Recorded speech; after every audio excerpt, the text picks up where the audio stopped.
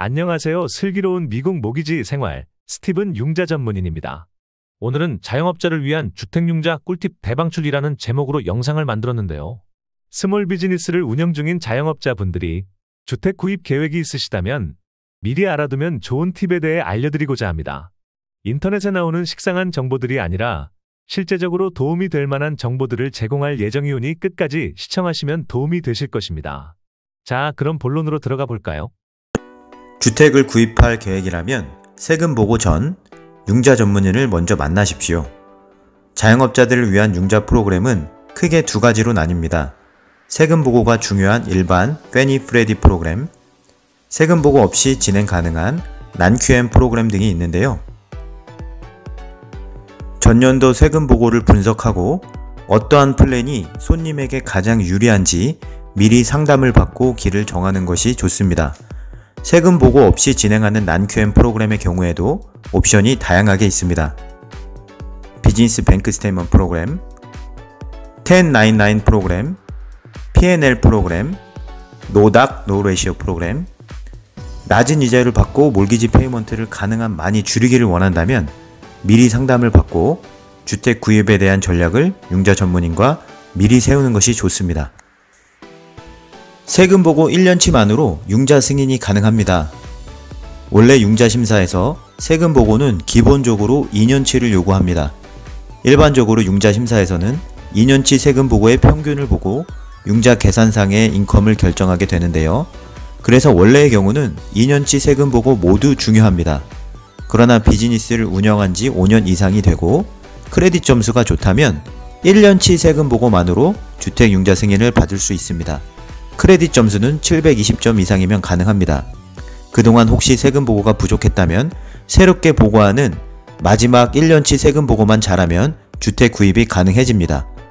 집을 구입하기 직전 연도에 세금 보고만 잘하면 그 전에 비즈니스 세금 보고 실적을 전혀 따지지 않고 융자 승인을 쉽게 받을 수 있습니다. 더 자세한 사항은 문의 주시면 상담드리겠습니다. 비즈니스 목적의 차량 활용, 자동차 페이먼트 제외시키기.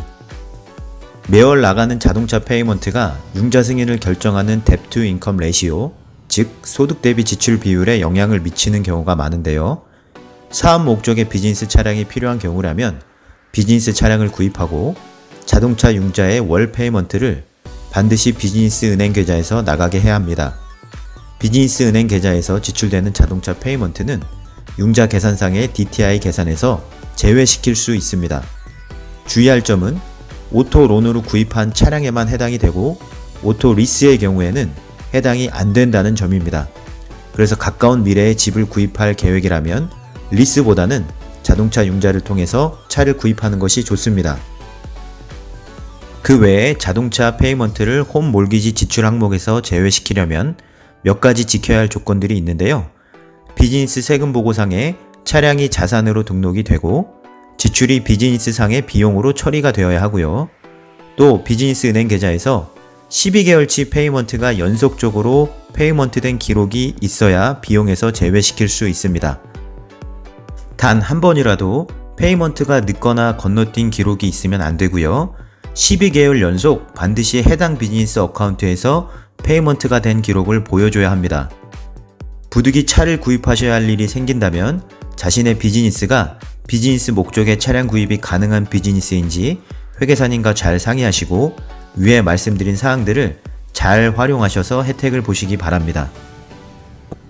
감가상각 전략적으로 잘 활용하기.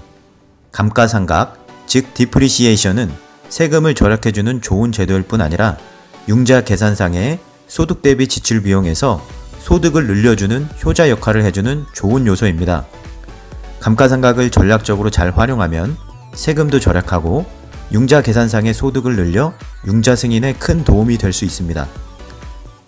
감가상각을 한마디로 정의하면 자산의 가치가 시간에 따라 소멸하는 것을 숫자로 환산한 것입니다.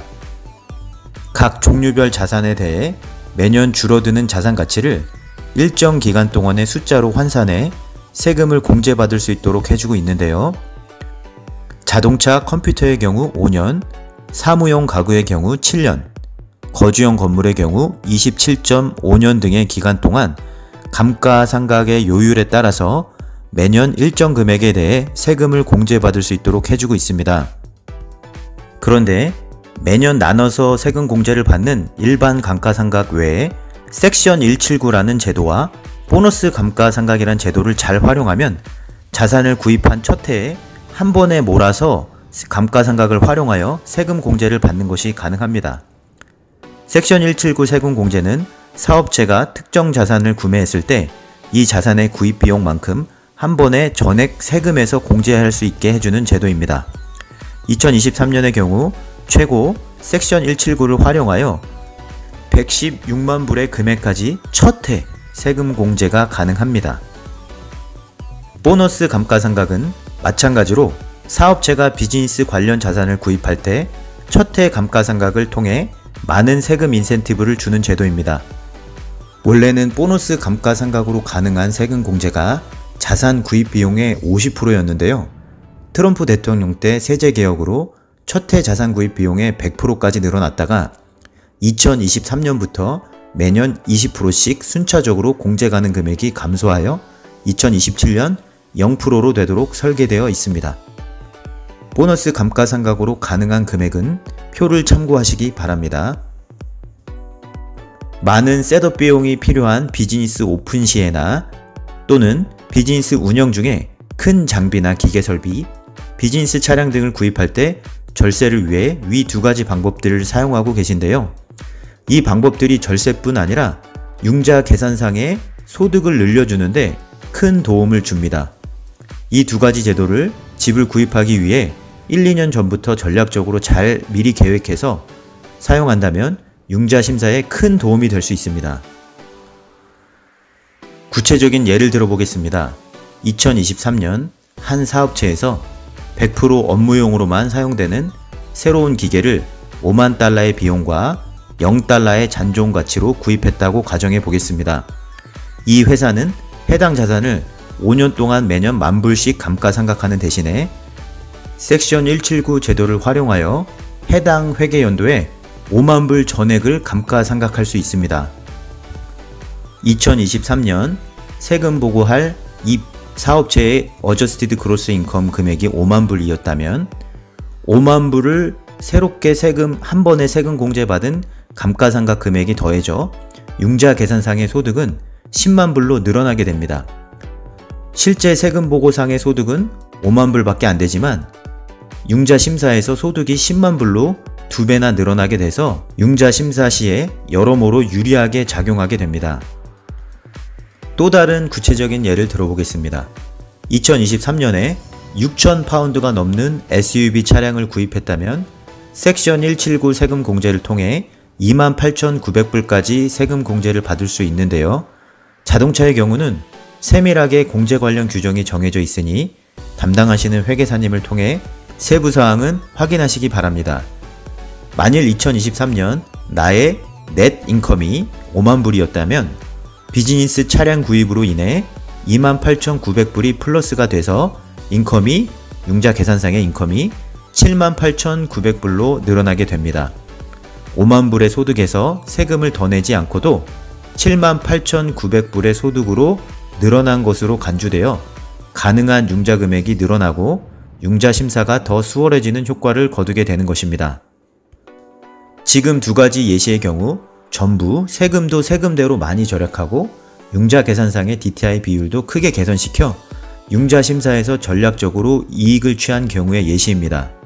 만일 가능하다면 집을 구입하기 1년 전부터 미리 회계 전문가, 융자 전문가를 만나서 상담하고 비즈니스 관련 자산 구입과 세금 공제 계획, 주택 구입 계획을 시기를 잘 조절해서 일치시킨다면 세금도 절약함과 동시에 몰기지 승인이 매우 쉬워질 수 있습니다. 이 점 참고하시기 바랍니다. 세금 보고 전 다시 고려할 사항들. 매출과 순이익이 전년도에 비해 20% 이상 하락할 경우 융자 승인 관련 서류 준비가 까다로워질 수 있습니다. 은행들이 융자 심사에서 중요하게 여기는 부분은 매출에서 모든 비용을 제외한 순이익, 즉 넷인컴입니다. 또한 이 비즈니스가 얼마나 안정적으로 계속 운영이 되는지를 기본적으로 2년치 세금 보고를 통해 판단하게 됩니다. 자신의 비즈니스가 전년도에 비해 매출과 순이익이 많이 떨어졌다고 판단이 되면 집 구입 계획에 대해 융자 전문인과 만나 미리 상담을 받고 세금 보고를 점검해 보는 것이 중요합니다. 가까운 미래에 집을 구입할 계획이 있다면 비즈니스 지출 관리에 더 신경 써야만 합니다. 또한 세금 공제 받을 항목에 대해서도 다시 한번 미리 점검해 보는 것이 좋습니다.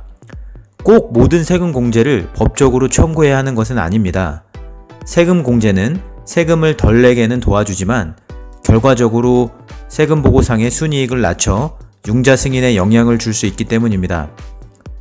그래서 가까운 미래에 집을 구입할 계획이 있다면 세금을 공제받을 항목에 대해서도 미리 점검을 해보고요. 세금 공제 계획과 그에 따라 달라질 수 있는 융자 프로그램의 옵션을 잘 비교하고 계획을 세워 나에게 어떤 플랜이 이득이 될 건지에 대해서 손익계산을 잘 따져보고 계획을 세우는 것이 중요하겠습니다. 일회성 비용에 대해 서류를 준비하고 있을 것. 비즈니스를 운영하다 보면 매년 발생하는 정기적인 지출이 아닌 특정한 일회성 비용이 발생했을 수 있습니다. 이러한 일회성 비용 또한 세금 보고상의 순이익을 감소시켜 융자 심사에 영향을 줄 수 있는데요.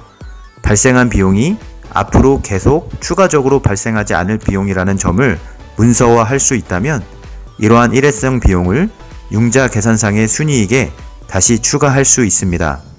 일회성 비용임을 증명할 수 있는 문서를 항상 준비해 두시고 융자 전문인과 미리 상담하실 것을 권장드립니다. 이 정도만 알고 계셔도 주택 구입에 필요한 융자 준비에 많은 도움이 되실 것입니다. 영상을 보시고 추가로 궁금하신 점이 있다면 제게 직접 전화를 주시면 자세히 설명드리겠습니다.